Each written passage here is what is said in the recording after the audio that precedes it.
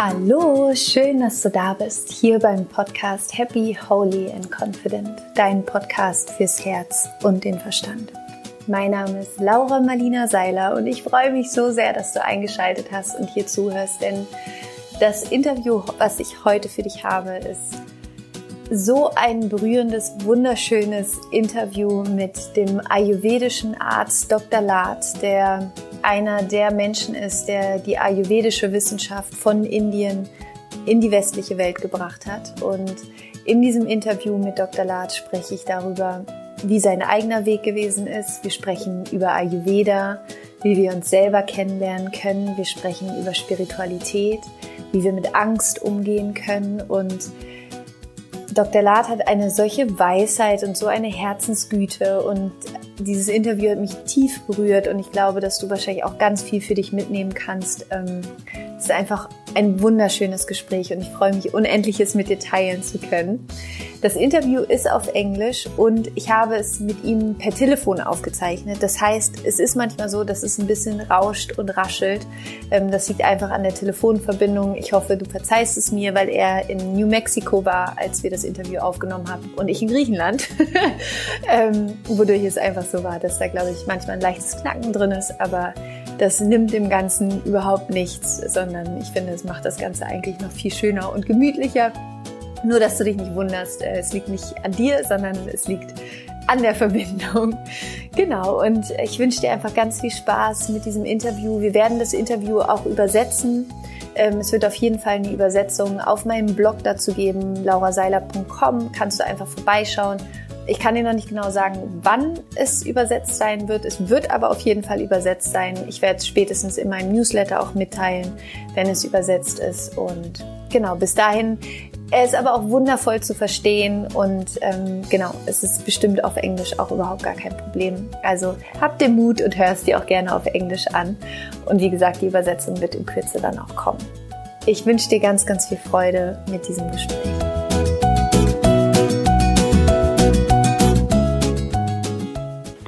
Hello. Hello, Dr. Lad?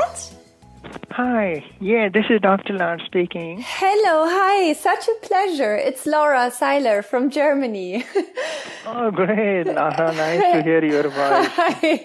Yeah, great to hear your voice as well. It's a pleasure for me to talk to you. Thank you for taking your time. You're welcome. Thank you. So I'm not sure if you know who I am, and it's actually not that important. But we are just going to do the interview for the podcast here in Germany. Mm-hmm. If that's fine with you. Mm-hmm. Yes, awesome, great. So if you're ready, I would just start, if that's okay with you. Yeah, that's fine. Okay, awesome, great.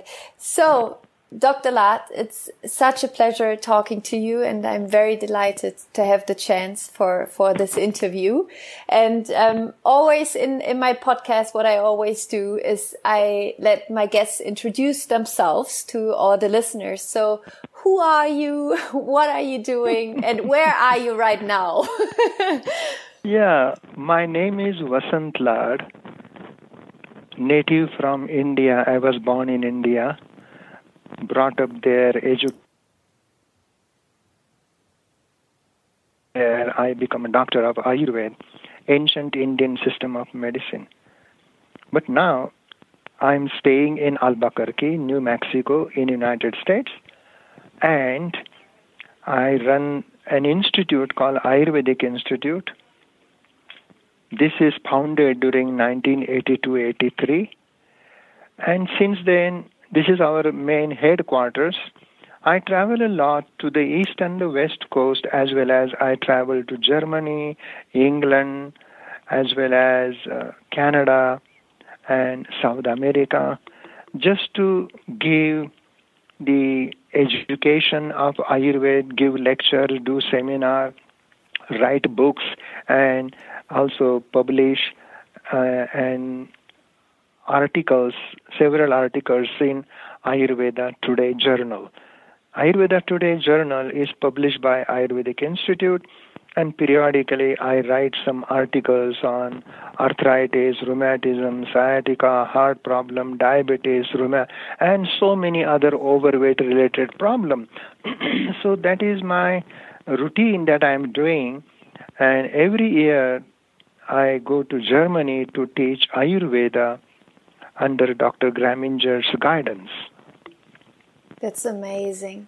And if I understood it correctly, and what I read about you is that your vision and your mission, since you came to the Western world from India, is to really bring the knowledge of Ayurveda, of the science of Ayurveda to the Western world. Is that correct? That's correct. That is my mission, to bring Ayurvedic healing art, Ayurvedic knowledge, Ayurvedic principles, and Ayurvedic clinical approach to balance our life, body, mind, and consciousness, and to heal our ailment. That is my mission, and I'm doing that since last more than 35 years. Okay, and now let's imagine we go back 35 years to the young Dr. Lad.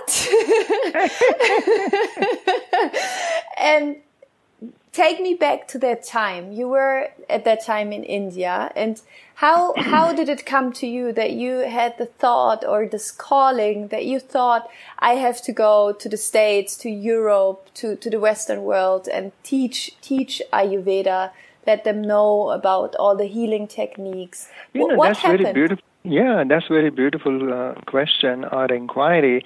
Actually, my father, he was working with Mahatma Gandhi, and he was a freedom fighter, and he loved Ayurveda.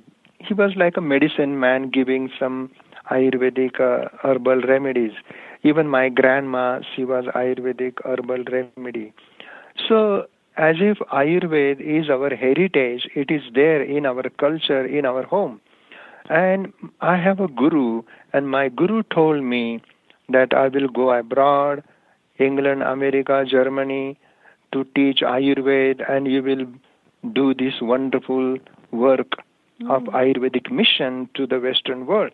So as if there was some seed was sown in my heart during my earlier age. And I was learning Ayurveda. I became Ayurvedic student, then Ayurvedic physician, Ayurvedic clinician, Ayurvedic chief medical officer, and Ayurvedic deputy superintendent, the director of Ayurvedic hospital in Pune. And I was teaching Ayurveda there, giving lectures on different etiology, symptomatology, pathology, and treatment protocol in Ayurveda to the students.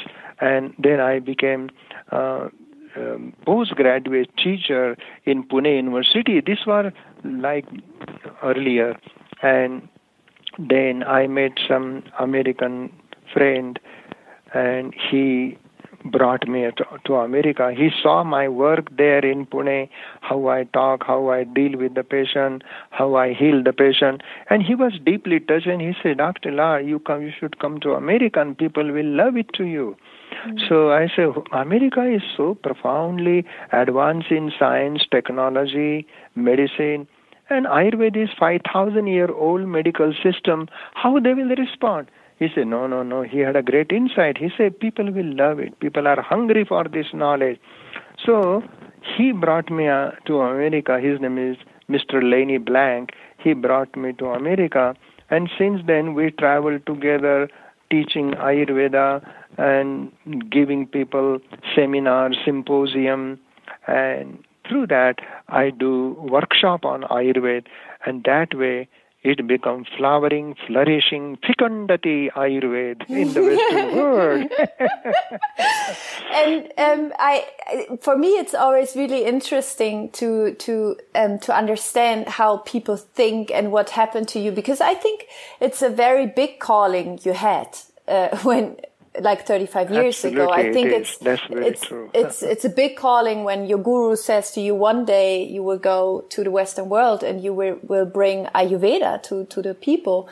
So what was happening inside of you? Have you been afraid? Was it that you were happy, or what were you thinking? How did you feel about it? Or was it just for you that you just felt, yes, that's right?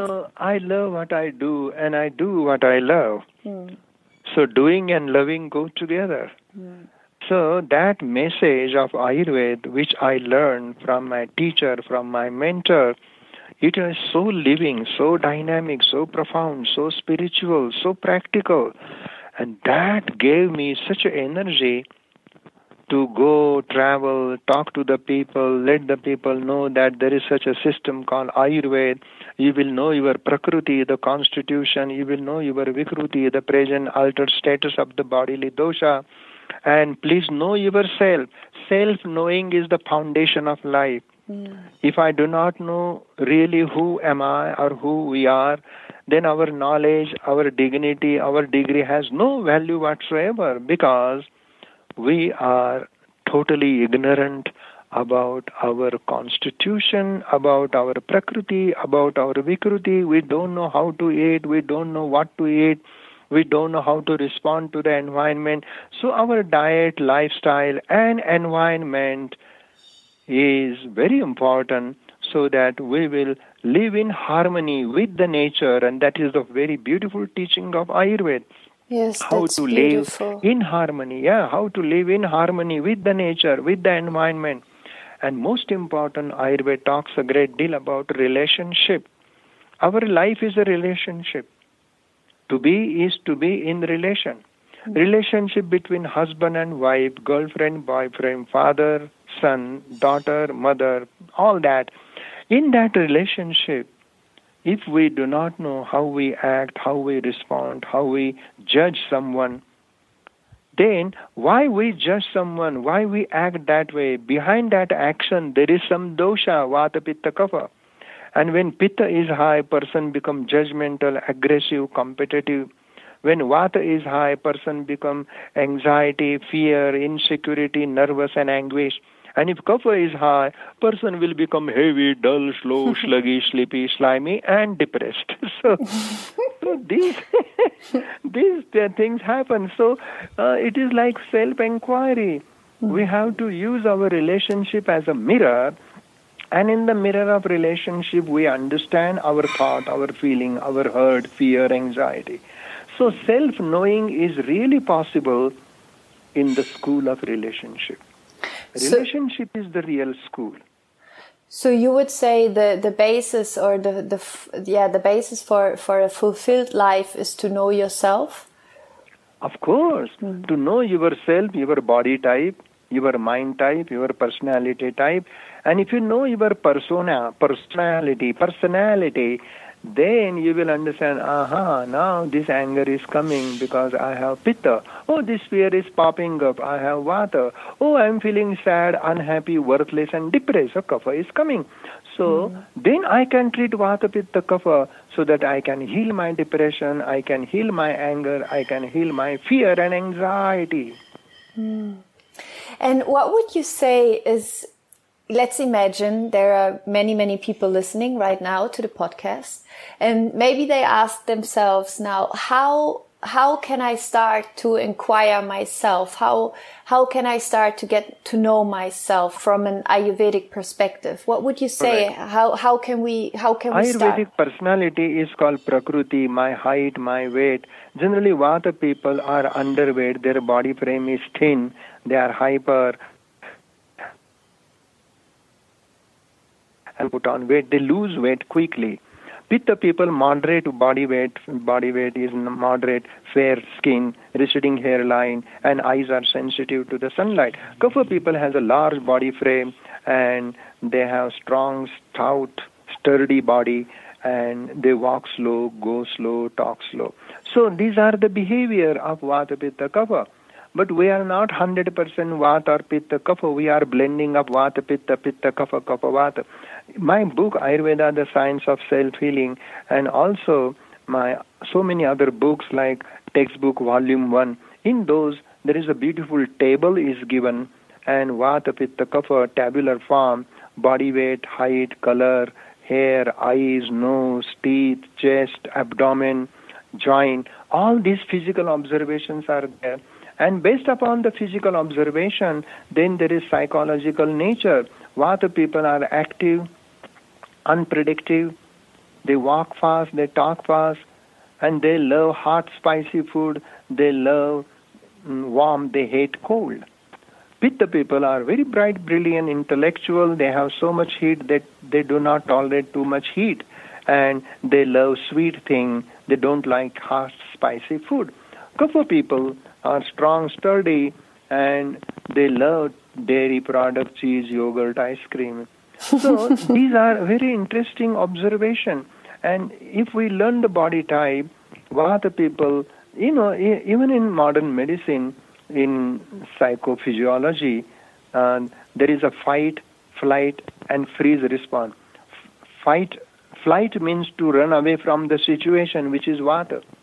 Fight means to take the control of the situation and fight with the situation, that is Pitta. And Kapha person sit in a corner and freeze and doesn't do anything. So these are interesting characteristics of Vata, Pitta, Kapha in our daily life.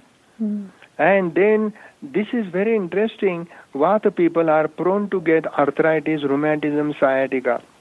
Pitta people, when Pitta is high, Pitta people prone to get hives, rash, urticaria, hyperacidity, acid indigestion, ulcerative colitis, Crohn's disease, regional ileitis. While Kapha people are very chubby, heavy, so they tend to get obesity, hypertension, diabetes, high cholesterol, and tendency to get heart attack. So this is very interesting that this body type can tell us what will happen.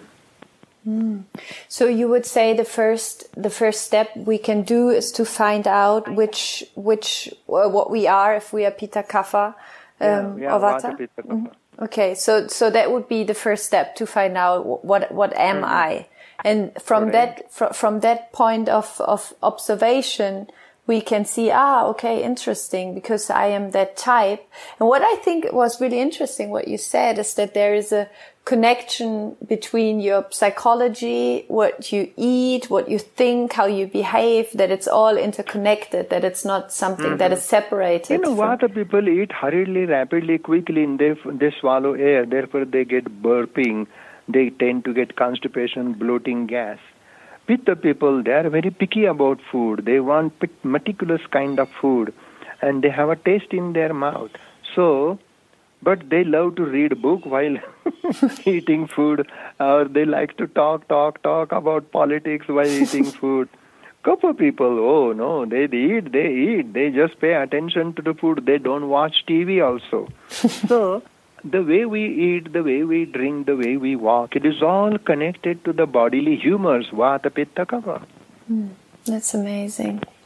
And from a psychological perspective, would you say that there's also a connection between, let's say, illnesses like depression and the modern illnesses we have, especially in the Western world, between the food we eat and the way we think, and that we maybe don't know ourselves?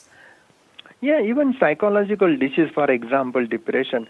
What Ayurveda says, because of our wrong diet, wrong lifestyle, our bodily dosha undergoes aggravation, provocation, spread.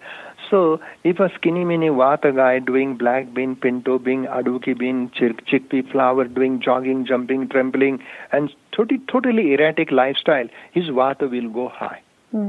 Pitta person, which is a bright, brilliant person, eating hot cayenne pepper, curry pepper, chili pepper, sour fruit, citrus fruit, and drinking whiskey on the rock and working under hot sun, his Pitta will go high. And same thing with Kapha person, chubby person, eating dairy product, cheese, yogurt, ice cream, wheat, meat, they will increase so much Kapha.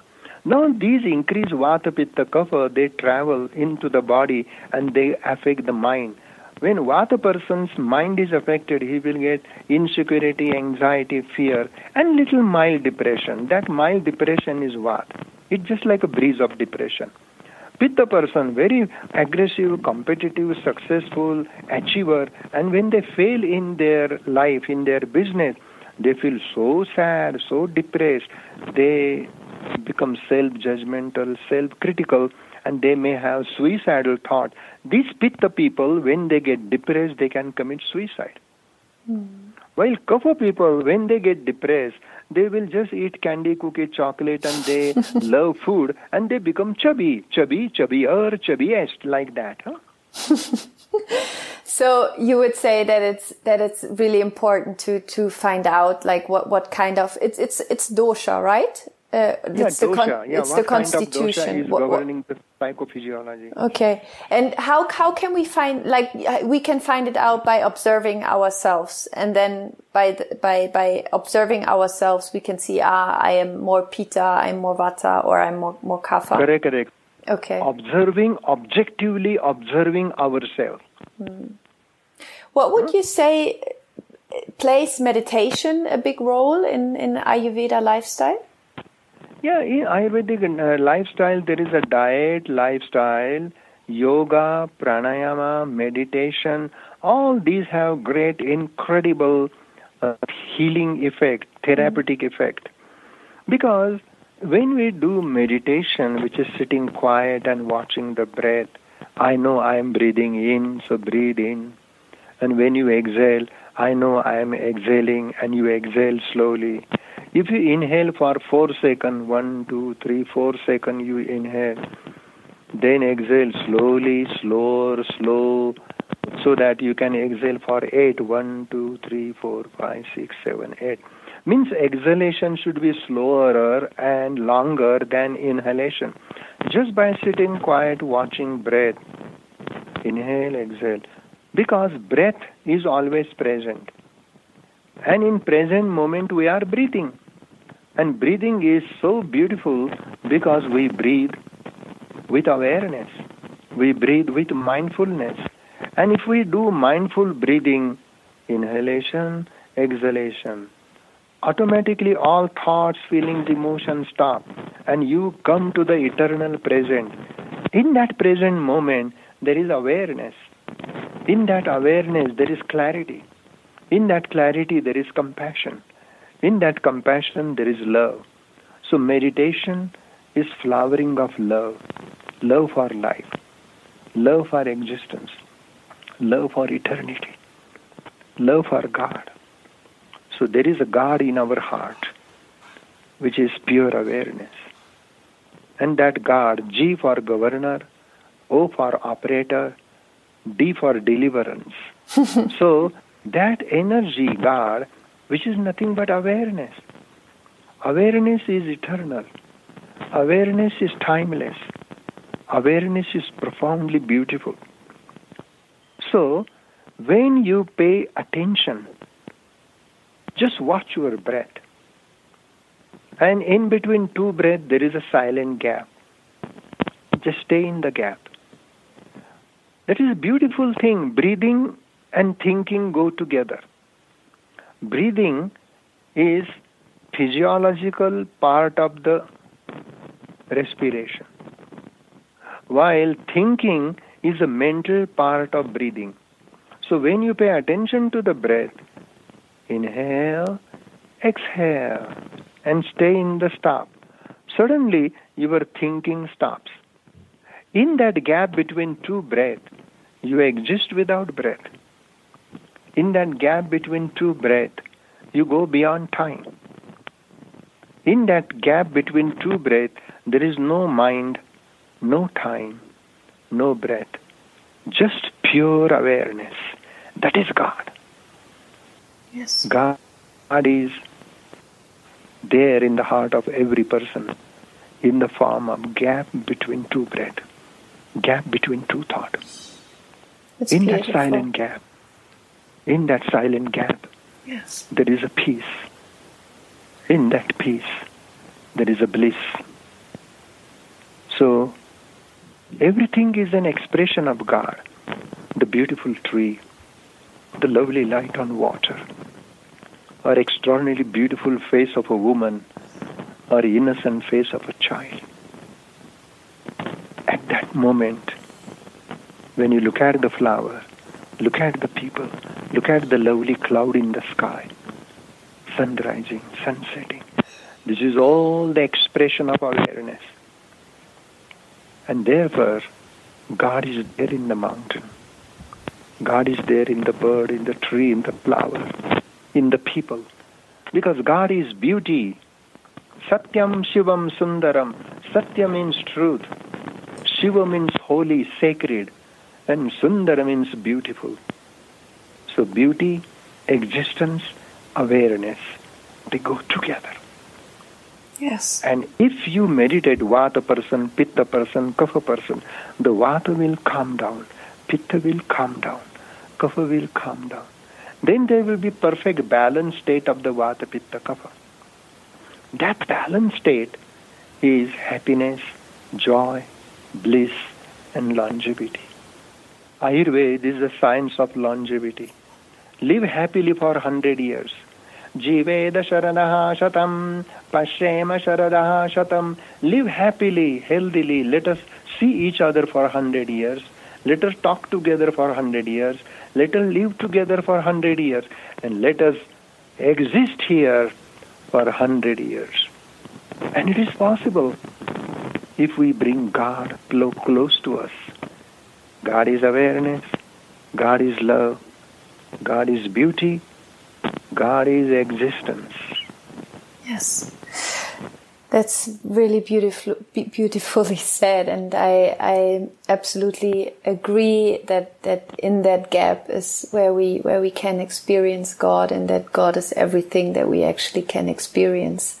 And I think that we are in the Western world, that we are just beginning to come back to that knowledge, or to that truth, to that beauty, and that we, I think that maybe, I don't know, maybe you can feel it as well, but there is a change in the consciousness, especially in the Western world, towards an opening towards spirituality and connecting again to that consciousness, or to that awareness that is within everything. Oh, absolutely true, Laura, you are absolutely right. Yeah. There is a shift called paradigm shift in the consciousness. Yes. The whole global consciousness is changing. On one side, there is a nuclear competition. On one side, there is chaos in this world, terrorism. At the same time, there is a positive change in the global consciousness. The whole Western world is becoming spiritual. Yes, that's true. Yes, and it's beautiful. I think it's really beautiful. And I can feel that what you said, how you described this awareness, how you described the energy of God, love, beauty, how I think these words touch our hearts in a different way than I would say normal words do, because we can feel that they are true in another sphere, sort of. Yeah. Correct. It's beautiful. Absolutely. And that is the purpose of life according to Ayurveda.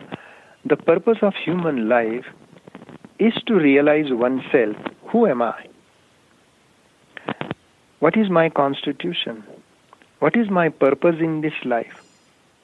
And can I live my life in relationship with clarity, with compassion, with communication? Not to judge, not to criticize, and not to compare. Comparison is poison. Yes. Yes, that is what I also say always. Yeah. Yeah, it's true. So, not to criticize, not to judge, not to evaluate, not to compare, but be with what is.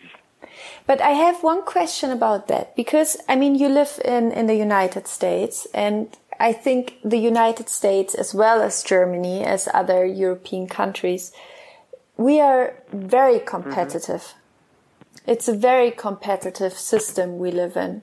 We learn from child onwards to compete, to compare ourselves, to measure ourselves. And how can we get out of that? How can we get into this not judgmental state, and that not comparing state? Beautiful. Absolutely gorgeous question, Lara.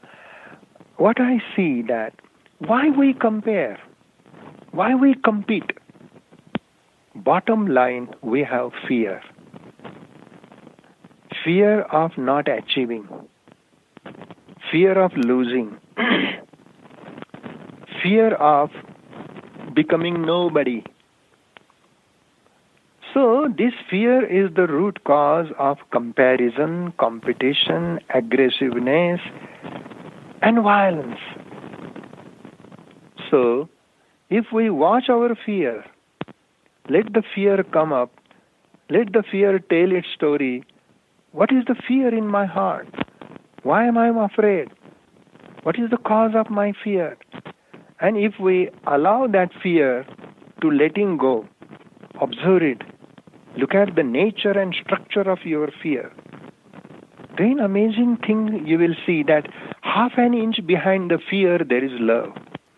Love is not opposite of fear. But fear is deadly opposite of love. That's why we all are possessed with fear.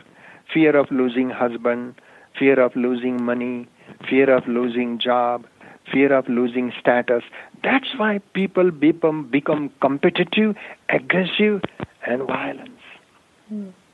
So, self-inquiry means to inquire into our own fear, our own insecurity, our own loneliness. And this is a great. Then I will realize I am the world and world is me. I have fear in my heart, therefore there is a fear in this world. I have anger in my heart, therefore there is so much anger in the world. So fear, anger, anxiety, insecurity, all these negative aspect of life is there in all of us. And we have to observe it. We should not suppress it. We should not philosophize it. But let the fear and insecurity tells its story. And when you observe your own fear, your own insecurity, then you will realize, wow, this fear has its root in love. That's beautiful. Are you afraid sometimes? Mm-hmm. Yes? Yeah, go ahead. So, when you go into the deep root of the fear will dissolve into pure love. That's beautiful. And then love is freedom, love is clarity, love is compassion, and love is care. So care, compassion, clarity, these are all the expression of life, the love. So let's bring this to a daily life situation. Let's imagine I am a business owner, and there's someone else who's also a business owner, and maybe that person is taking something away from me, or I'm comparing myself to that person. I think he or she is better, and this is it's fear. It's fear of losing. Correct. Absolutely. What in that moment should I sit down, close my eyes, breathe, and feel the fear? Because sometimes you know how it is. Sometimes fear is very tricky and very mean. Sometimes the fear comes in all different clothes, sort of. And sometimes it's faster than our consciousness or our awareness in that moment is, because it's so strong, the emotion. Do you have any advice how, really on a daily basis, when we get so overwhelmed by the emotion? No, daily basis, we have to practice moment-to-moment awareness. When we miss awareness, we are not conscious. Then we are caught by fear. We are caught by our notion. We are caught by our behavior. And that's why we experience fear, comparison, competition, manipulation. All these things happen because of fear. Why we are afraid? Because we are not fully aware. Lack of awareness, lack of consciousness is beginning of fear. So, moment fear comes, can you watch your fear? Each time fear is new, fear is fresh, fear is alive. But our response to the fear is from the past, is from the old, the memory. So we have previous memory of fear. And moment fear comes to the surface, we look, oh, yeah, it is fear. I don't want to deal with it. So we label it fear, we pack it, we store it, we suppress it, and we accumulate it. So suppression, accumulation, then fear goes deep down into the subconscious mind. Then fear becomes subconscious. Each time fear is new, so let the fear come. When there is fear, that means I am not fully aware of myself. Therefore, I am caught by fear. So let fear come. Can you watch your fear without word fear?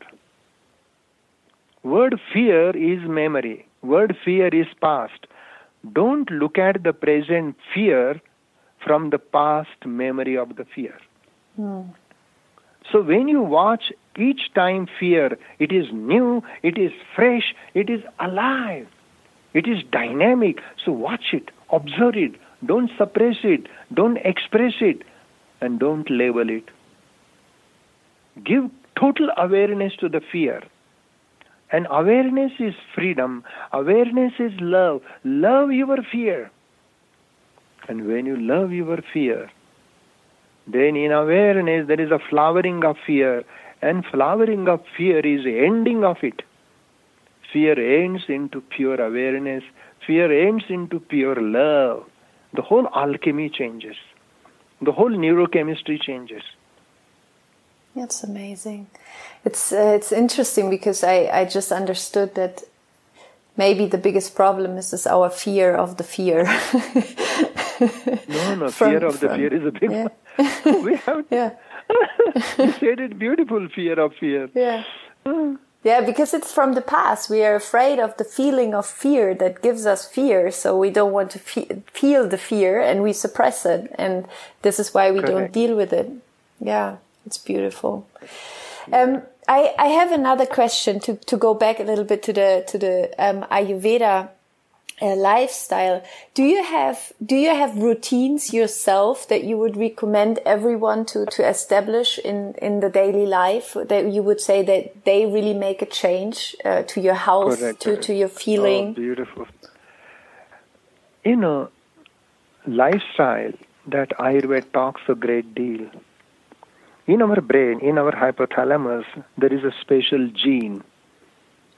And these genes, they maintain the circadian rhythm of our hunger, appetite, thirst, lunch, dinner, breakfast, defecation, as well as sleep. All these are controlled by hypothalamus. If hypothalamus is crazy, then our life is crazy. Then people have no routine. They sleep at any time. They eat at any time. Such a kind of irregular life will disturb our nervous system, our circadian rhythm.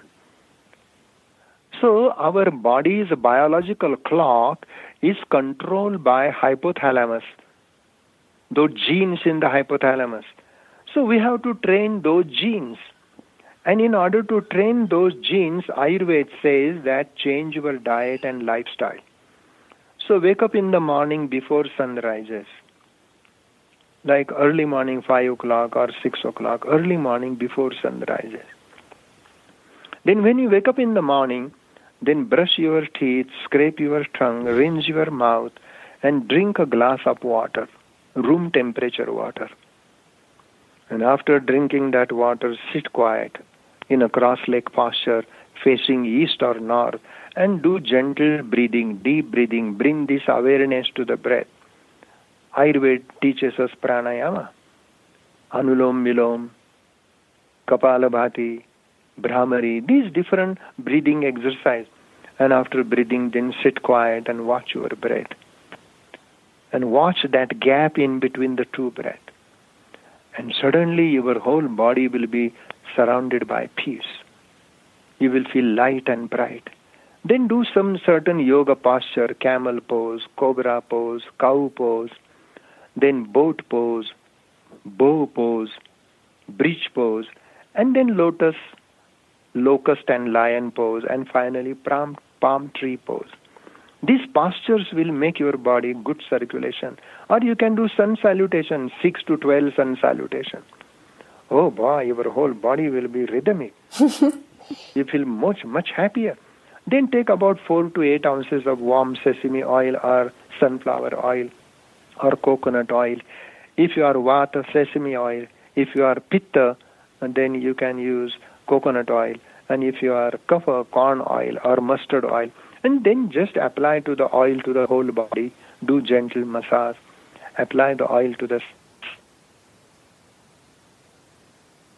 extremity back. And then take a nice shower with little light shampoo. Bring awareness while doing bath. Bathing is awareness. Doing self-massage is awareness. Hot water is falling on the body is awareness. In this bathing, oh, you are breathing. Bathing and breathing goes together. Then take a nice towel, clean your body, wipe the water and put on new washed, clean underwear and clothes. You feel fresh. You will be hungry. Then go and have a little light breakfast. Then enter the world.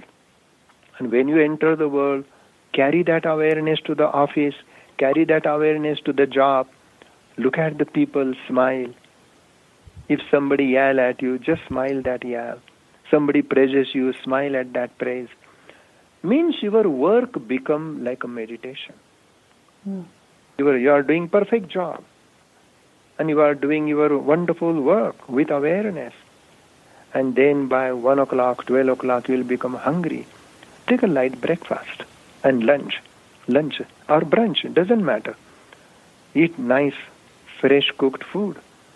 And then drink little warm water. Never take chilled water.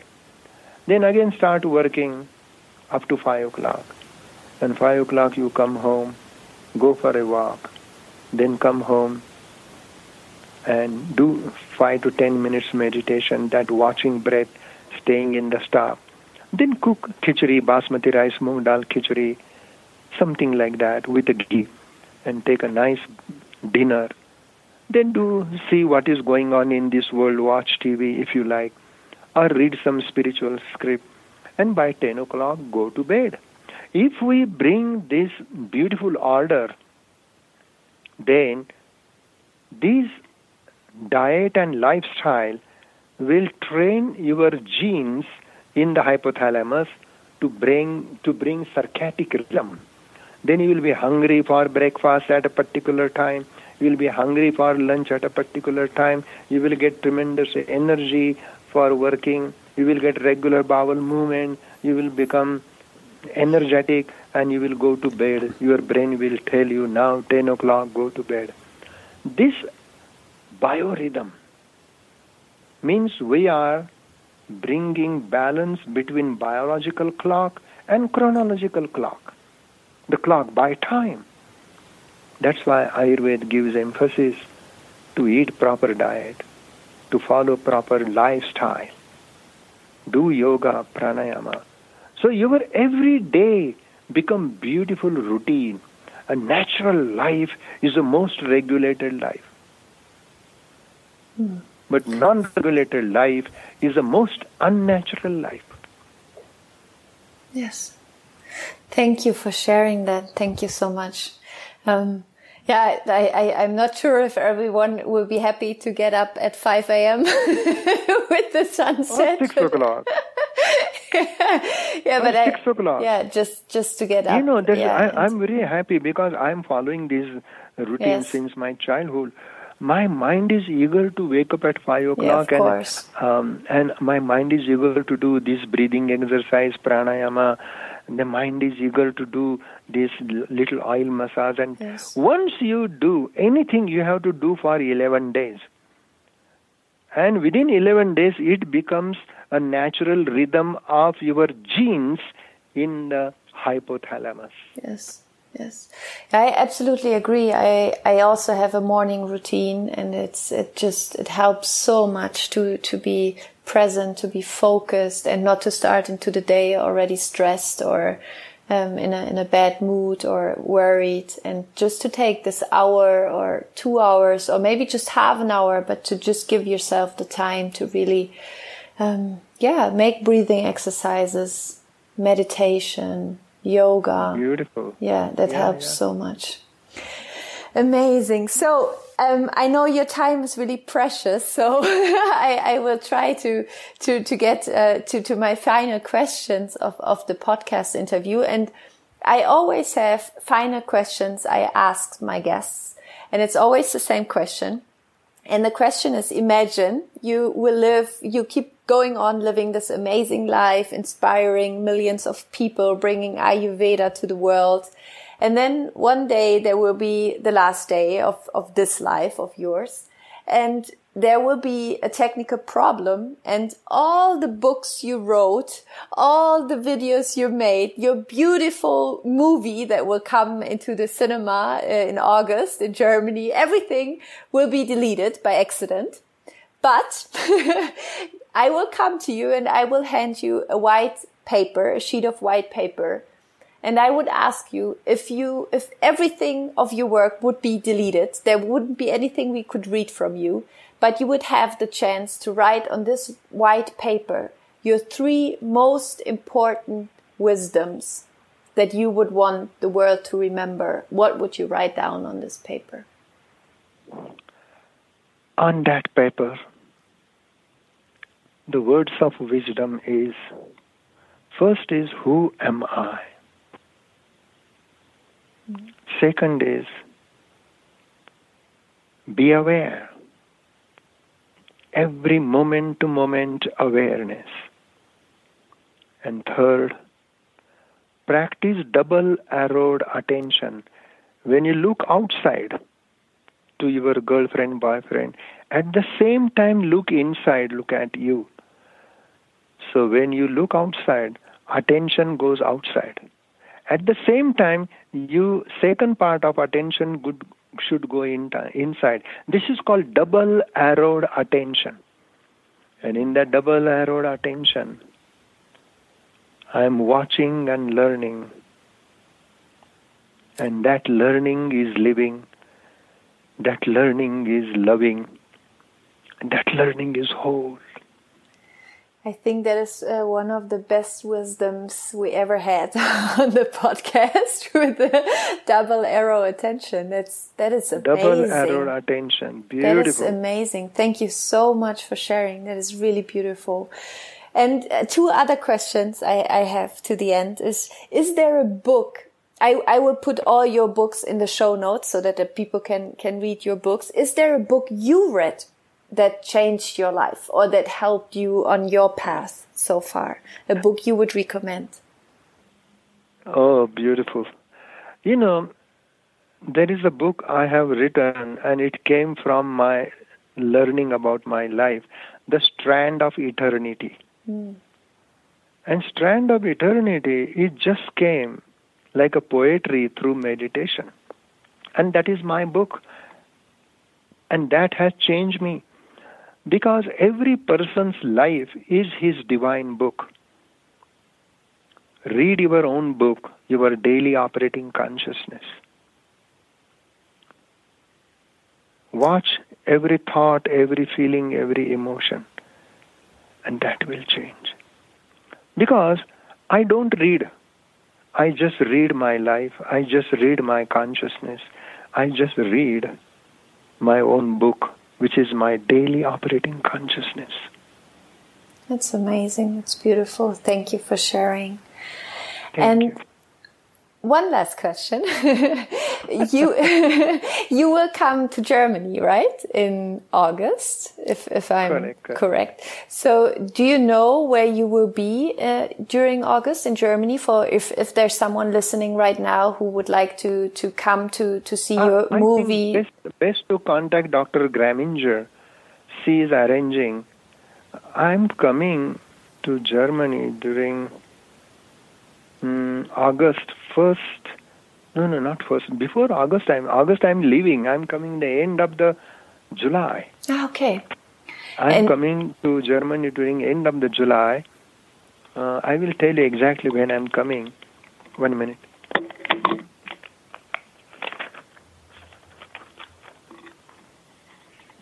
Yeah, I'm flying from New York to Frankfurt on July 23rd.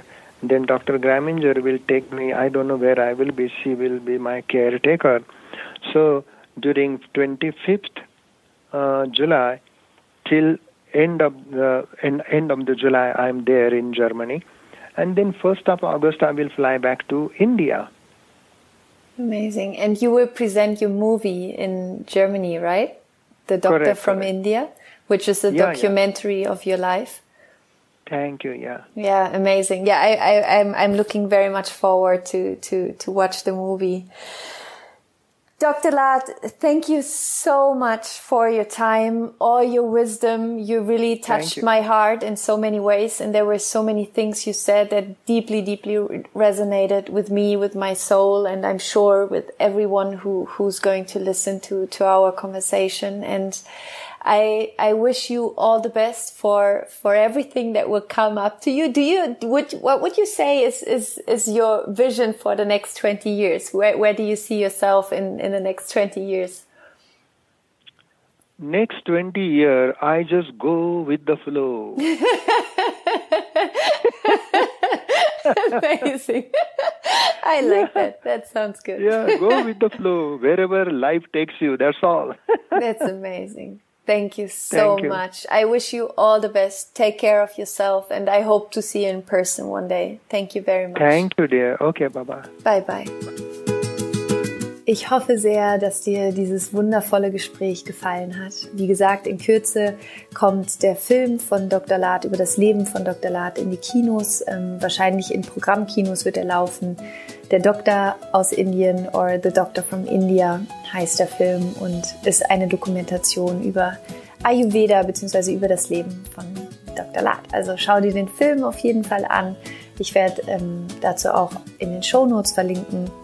Und ja, ich hoffe, das Interview hat dir gefallen. Schau unglaublich gerne bei mir bei Instagram vorbei. Hinterlass mir deine Kommentare, deine Gedanken, was du aus dem Gespräch für dich mitgenommen hast.